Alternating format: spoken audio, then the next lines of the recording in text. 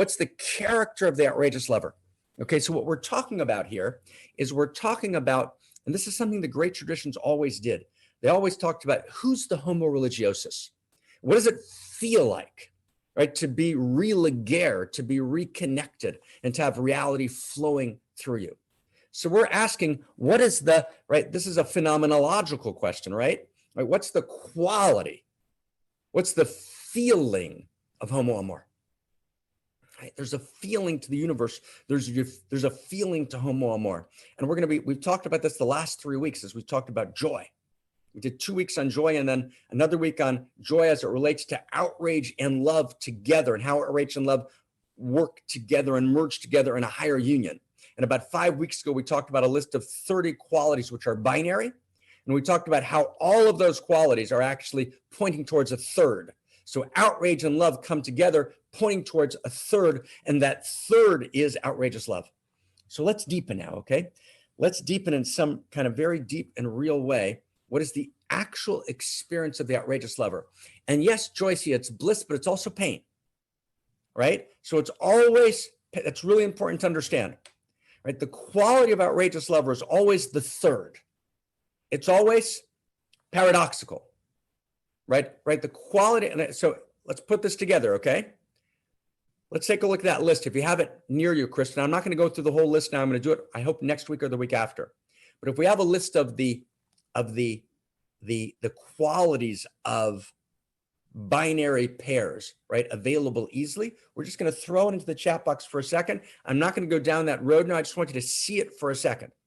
And those qualities, which you're about to see, those qualities of pleasure and pain, those qualities of purity, right, and paradox, right, all those, right? So here we are. Okay, so good, right? So good. So take a look at these qualities. So let's just find this, okay? This quality, all these qualities point towards a third, right? We talked about this in terms of what we called doubleness, right? But we said doubleness, which means it's inside or outside. Well, but it's neither. It's both. It's interior and exterior, right? The old binary splits don't work. They point towards what we're calling the third, okay? So the qualities of the outrageous lover are always the qualities of the third. It's a huge sentence, right, James? I mean, it's a gorgeous sentence. It's huge.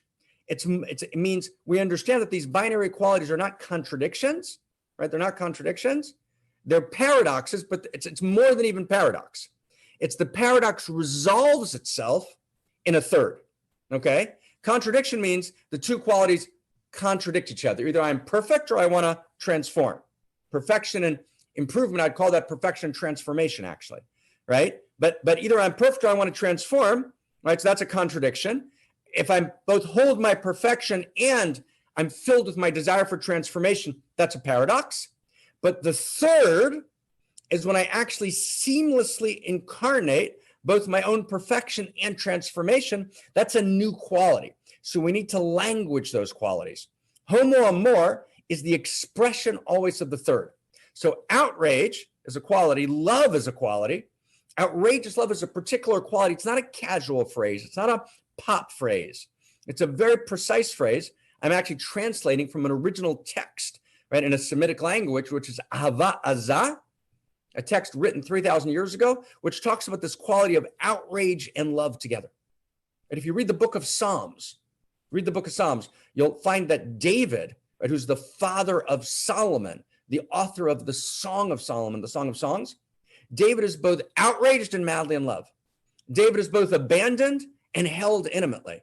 And one of the gorgeous qualities of at least 30, 40 chapters of the book of Psalms is that it holds the third beyond the paradox. Now, we can't go back to the book of Psalms. That's regressive. We need to write a new set of Psalms. We need to write a new set of sacred texts.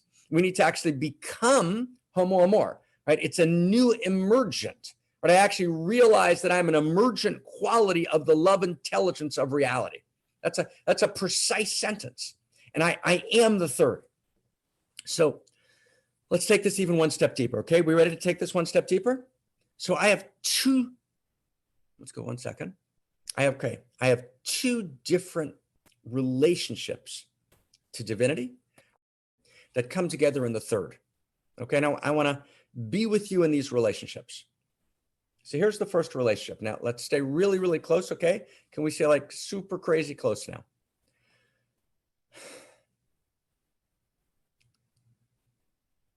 One of the core qualities of cosmos is personhood.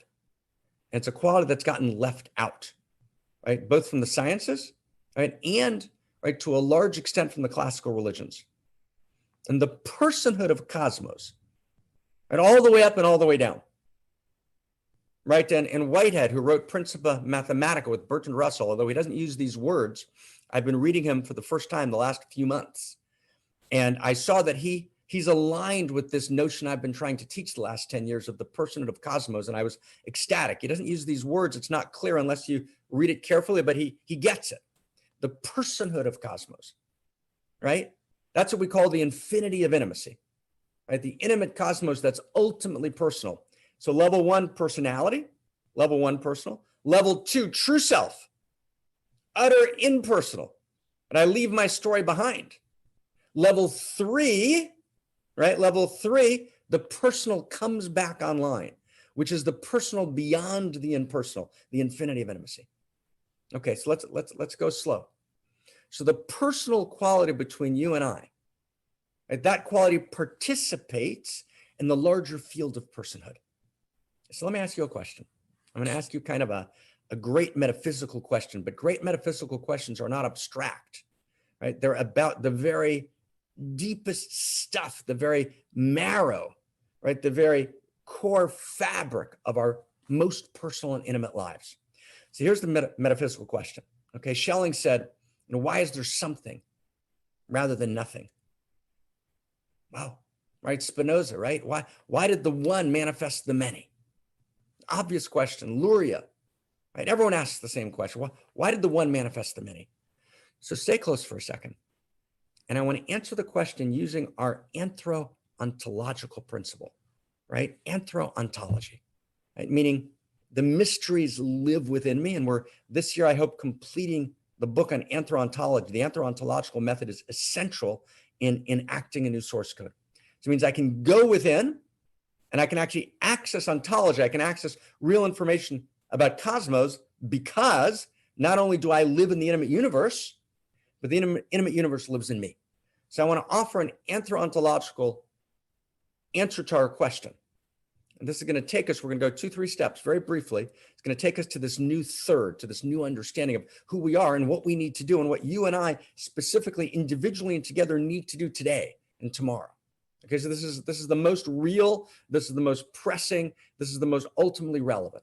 Okay, so how many here, right? How many of us have more than one friend? Anybody? Just show in the chat box who has more than one friend, which is a big deal. Have more than one friend is a big deal.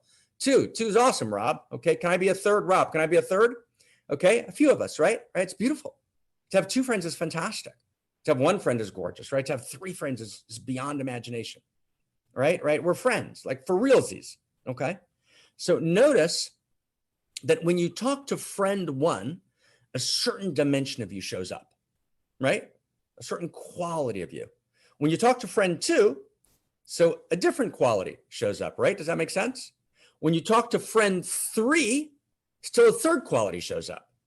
So now stay with me really close.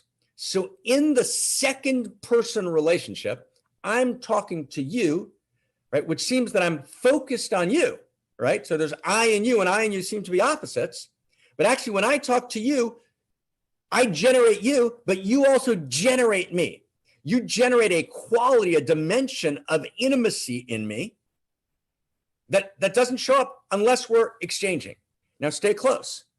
So if we live in an intimate universe and God is the infinity of intimacy, and you generate in me a new quality of intimacy that only shows up when I'm talking to you, that means that you generate a new God.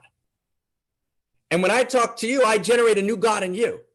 That's what we mean by, right? That's what we mean by the space in between, right? That's what it means to be Homo Amor, right? Is to know that every friend generates a new quality of godness, right? A new quality of intimacy, a new quality of reality.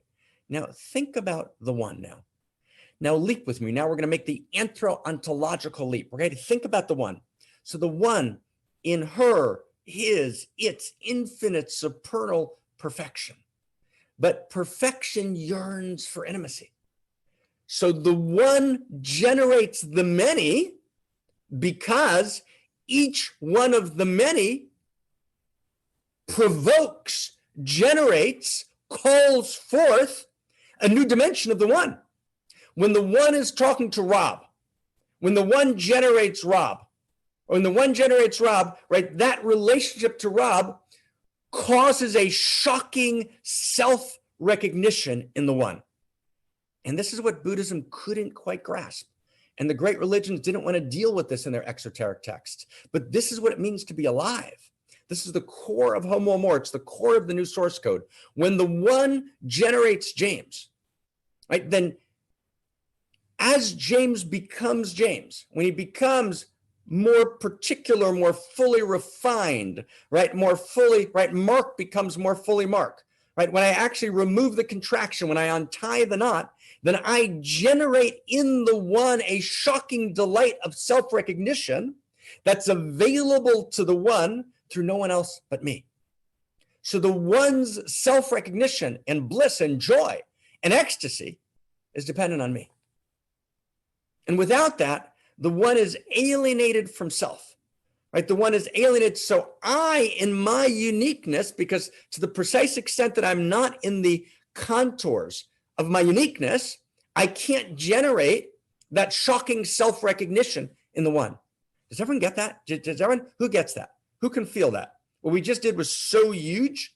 It's like, it's beyond imagination, right? This, right? It's like, right? If you really got that, then, right, if I really got that, I'd be fainted in ecstasy. Now, if I really understood what we just said, I couldn't talk to you now, right? Right? You've got to faint in ecstasy, right? You can't, but that's actually the self-evident realization, right, of the depth truth of the cosmos. And I know that to be true in my own realization. And then you can know that to be true in your own realization. So we are the liberators of divinity. So that's one dimension of the human being, okay? That's one dimension. But now feel this, there's a second dimension of the human being.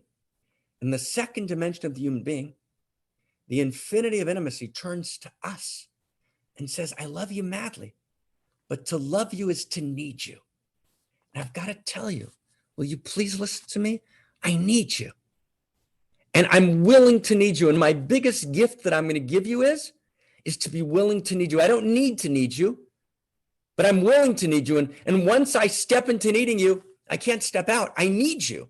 I can't heal reality without you. I can't heal the hunger, but I can't create the new interior technologies to guide the exterior technologies. I can't take us the next step, right? I can't right the imbalances, right? I can't move us to a higher expression of fairness, which is the human incarnation, right, of the primordial quality of harmony. I can't do it without you. I need you. I need you desperately, right? And I need you so much, because to say I love you is to say I need you. And we're so afraid to commit. We're so afraid to be needed. We're so afraid to show up regularly, right? We just want to, right? Wow, we just want to, but we have to, right? I don't become my full joy. I don't become my full eros. I don't become at home in my own self until I show up and I say, I'm here. I'm here. I can step forward sometimes, and sometimes I step back, but I promise you, I'll never look away. And you can count on me. Right? And I can look at you and I can say, brother, right, sister, there's nothing for you I wouldn't do. Right? I love you. And to say I love you means I need you. Not that I'm codependent with you, right, in some egoic, fragmented structure. No, as unique selves, we need each other. My instrument can't play without your instrument. So the infinity of intimacy turns to us and says, I need you, and I need you desperately. Wow. Right? Wow. So how does that fit together? On the one hand, we're liberators of divinity. On the other hand, divinity needs us. But of course, we desperately need the infinity of intimacy. We need both to awaken the core of the infinite that lives in us, and we need to know that we're held by the love intelligence with its personal quality that knows us and holds us. And if you've ever been in love, and you've ever been held in the lover's arms, whether metaphorically or really, that experience of knowing that you can fall into someone, right? That's actually the experience of being held by the divine. So how does that all work? So God is first person and lives in me. God is second person, right? Right? I fall into she. Which one is right? Which one is right? The third. That's the third. Homo Amor is the third, right? Homo Amor is the seamless realization that I am held in the arms of the infinity of intimacy. She holds me, and that I am the arms of the infinity of intimacy at the very same time. And that's not a contradiction. And it's more than a paradox. They're both literally true in a higher union. Oh my God. Right? Oh my God. Right?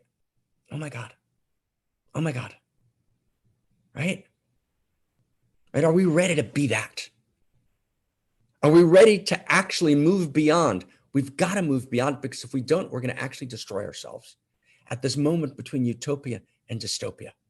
Right? This is the moment in which we actually incarnate between us, right? In this one mountain, many paths, right? We actually incarnate between us, this planetary awakening and love through unique self symphonies, right? In this moment, right? In this moment, this very moment, Homo sapien is becoming Homo Amor. So if you can feel that, let's just go in the chat box and let's cry it out like we've never cried it out on the hilltops. I am Homo Amor. Who can say that, right? Can you say that?